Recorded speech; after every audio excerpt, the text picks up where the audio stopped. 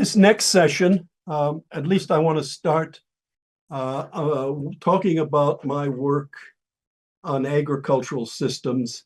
I'm talking about Java, and I want to talk about, say, what you might call rural resource management in Indonesia.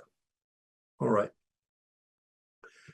Now, I explained that from my first visit to Blitar during that ceremony, I was just really taken with Java, and I decided I wanted to, at the first opportunity, the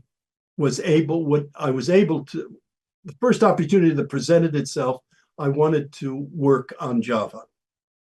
And that opportunity came in about 1981, let's say that it came, because I was invited at Harvard.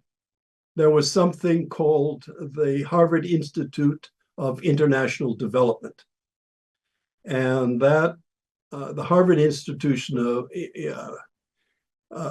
International Development, HIID, had a long track record in advising to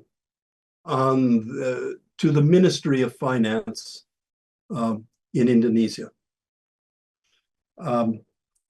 And at one point, the Harvard Institute was invited to do a study of government programs. And there were four major government programs, Suharto's four major government programs. We don't need to talk about all of them. One was family planning, one was on schools, one was giving grants to villages, and one of them was on the biggest program of Suharto's era, on attempting to gain self-sufficiency. And that program was called BIMAS. The BIMAS rice intensification program. And the Ministry of Finance hired these consultants at Harvard to come and tell them whether those programs were successful.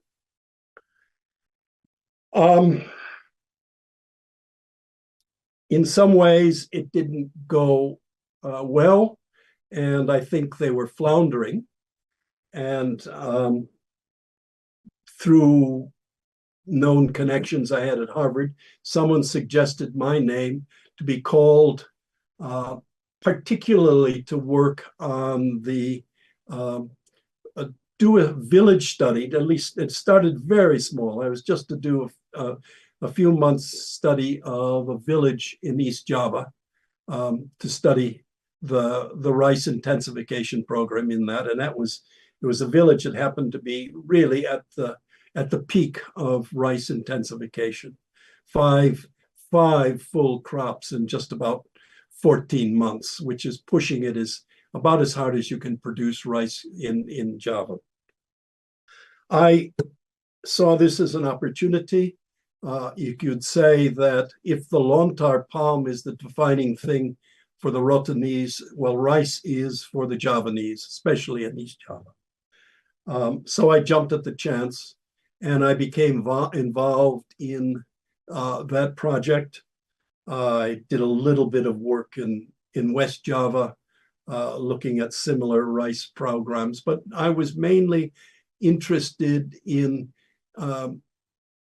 all four government programs as they were developed in this East Javan setting.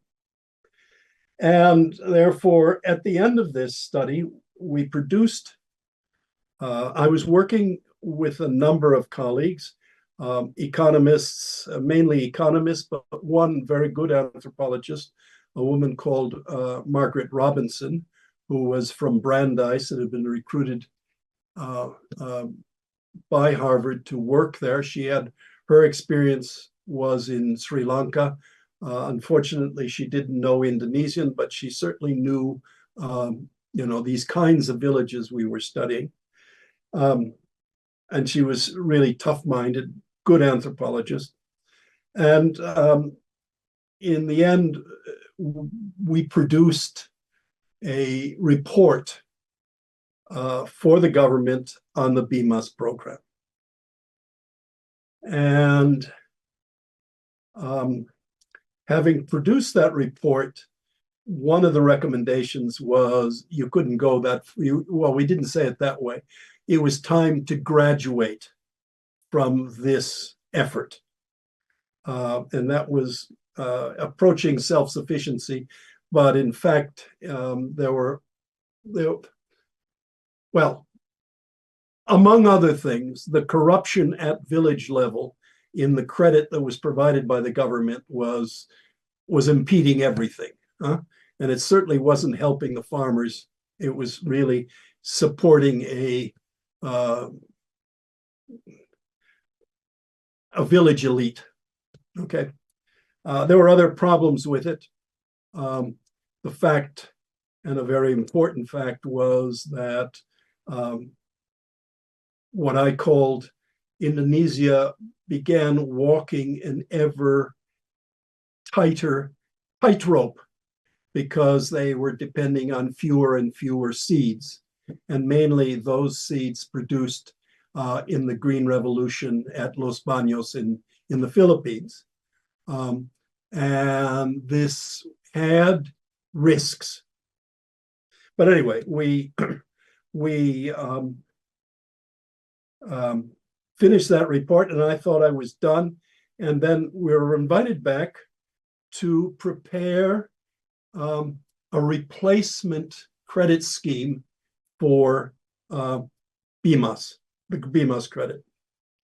So I worked again primarily with economists on devising a scheme which I thought from the point of view of farmers would in fact work. And we devised a program called CUPIDES. But before that, and this is the first time I moved from the field to, you could say, the offices of a consultant. I was included in the some of the consulting sessions of the senior economists from HIID. And I, on my own, made a simple proposal that why doesn't the People's Bank, what's called a BRI, why doesn't the People's Bank establish bank accounts for all the villages of Indonesia? Now, what was happening is that they had a program of delivering money to the villages of Indonesia, but it only went so far within the People's Bank, and it was then transferred by the heads of all of the districts to their own bank account and held for a long time, and then only at the very last moment distributed. So it wasn't a direct line, and I could see that proposing it to the BRI, they would jump at the chance because they could bypass all of that and they would have direct. At the same time, you could make a good argument that creating bank accounts for all the villages of Indonesia would be a good idea. And here I stop for a moment, and that is this. We were working in the Ministry of Finance on this, but we were working and reporting to the minister directly. And the minister at that time was someone who was one of the Berkeley Mafia He was a graduate of Berkeley. He was a absolutely brilliant, one of the smartest men I've ever met, a man called Ali Wardana. He had his PhD from Berkeley. And as it turned out, I was the only person in the entire consulting team that spoke Indonesian. So we established a different kind of rapport.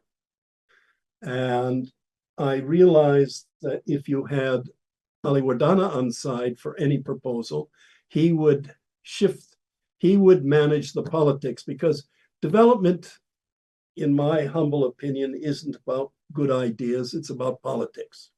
And if the politics works, then the things, good ideas will be accepted or bad ideas. But the politics is primary. So this scheme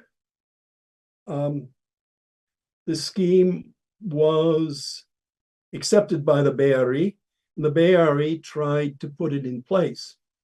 Ali Wardana moved ahead and told the President Suharto. I never met President Suharto. He talked to President Suharto and told President Suharto, this would be something that you should take on personally.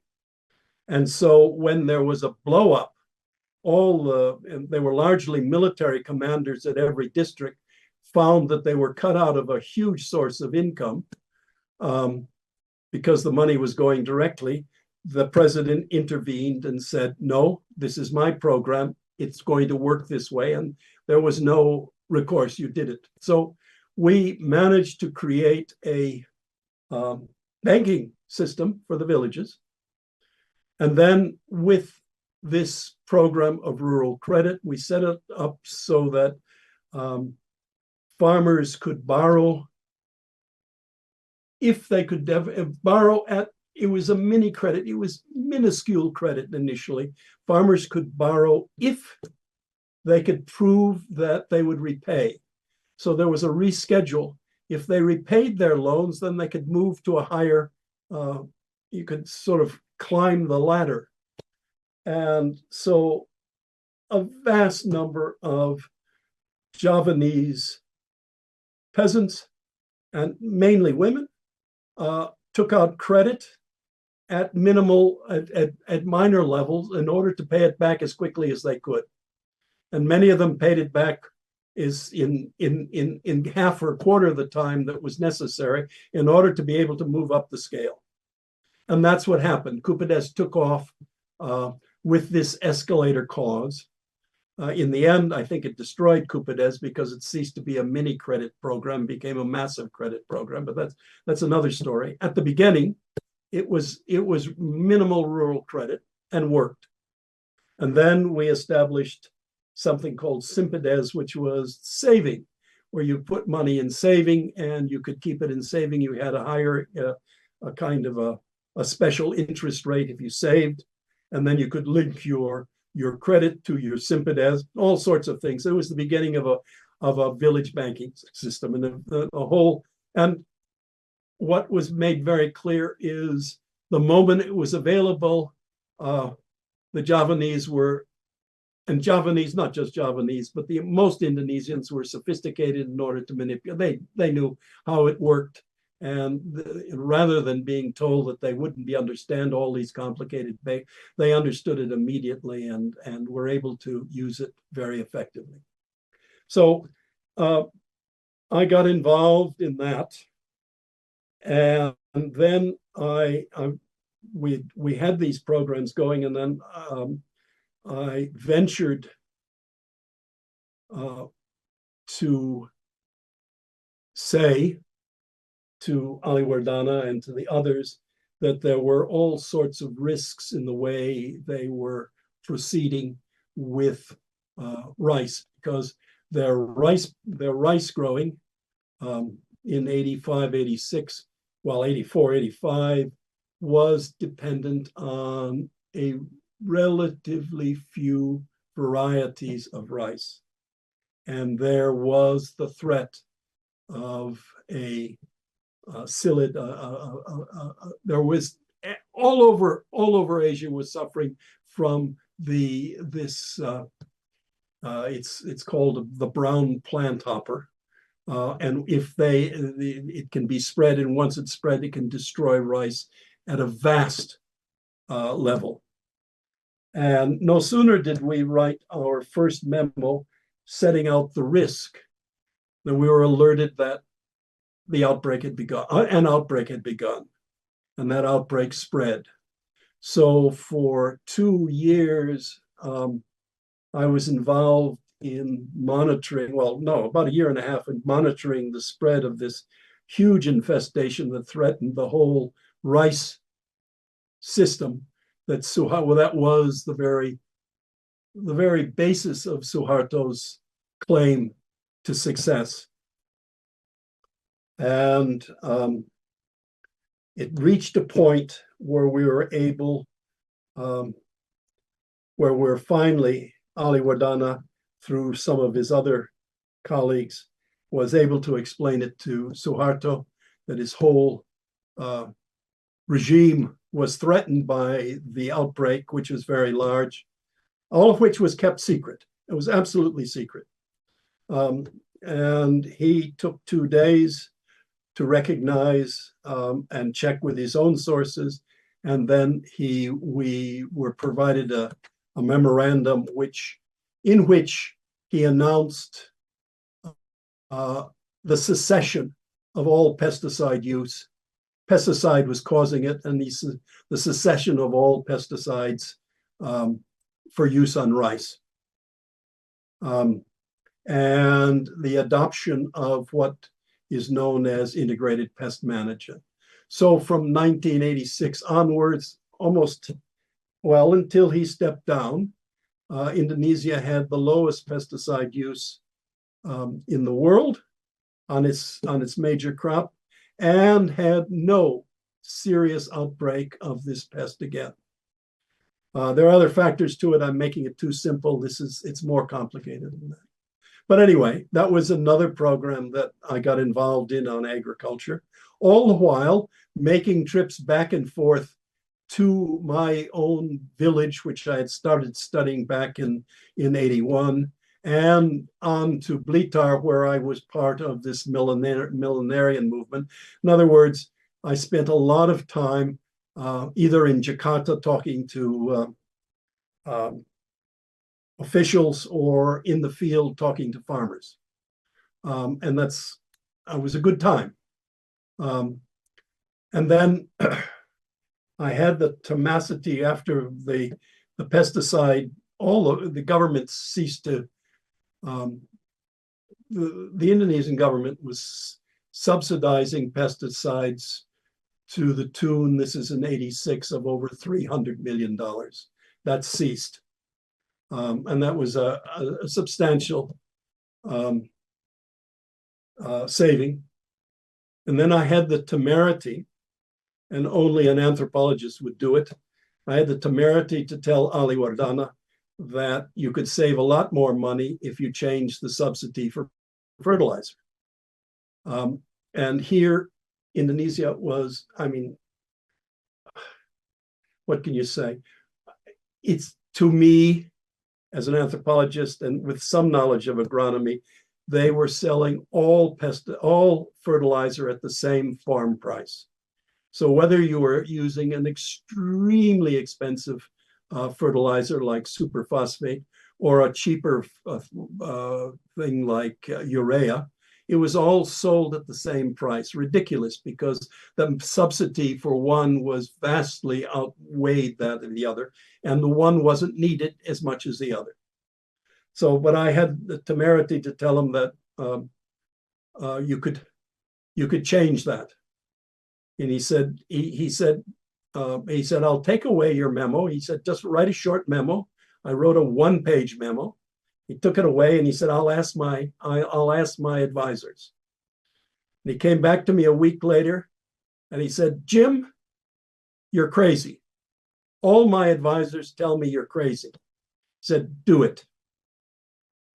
And we changed the pesticide subsidy. And we changed it only marginally, but we changed it only on superphosphate. And I remember when it was announced with only a fractional change in the price of fertilizers. In other words, fertilizers were then beginning to differentiate, and it was changed. And I went to Pa Ali and I said, Pa Ali, did the sky fall in when it happened? And he said, no one noticed. And they said, then we can go. And now you have a very changed and differentiated market for fertilizer, and none of this silly subsidy. Well, there's a huge subsidy for fertilizer, but not as it was before. And Ali Wardana lost his position, and I vacated my role with HIID and with everything, because I had so much depended on my personal involvement with the minister. And when he was gone, I had no political savvy on how to do anything more. So I vacated and I stopped working on those things. But let me just add one thing. And that is, I have published quite a lot on rice management, on integrated pest management, on all those things. I would say within the discipline of anthropology, it's probably not even recognized as anthropology. But if you were to look at the bibliography of my CV, you will see, running from the late 80s onwards, a regular set of publications on those topics: rice management, the genealogy of rices, integrated pest management, pesticide use, and whatnot. Now, I think for most of the discipline of anthropology, that's off at the far end. It's following Cluckom's idea, you spread yourself. I spread myself very thinly. So there is a contingent of colleagues who know me only as the person who works on integrated pest management and wouldn't have a clue that I do anything else. And there are, let me add one last thing. While I was working for Ali Wardana, he set me to work on whether nitrate, the nitrogen fertilizer, was affecting water, the nitrate in water. So I did another whole set of studies on nitrate in groundwater to show that it was coming from another source and not from nitrogen fertilizer. It was an offshoot of the fertilizer studies. But that is a whole body of papers I've written on groundwater pollution, which again is not ever read within anthropology. But there are the papers we wrote on Java, on Lombok, and in fact on the sources of nitrate pollution I suspect are my most frequently cited papers. But they're cited by a different set of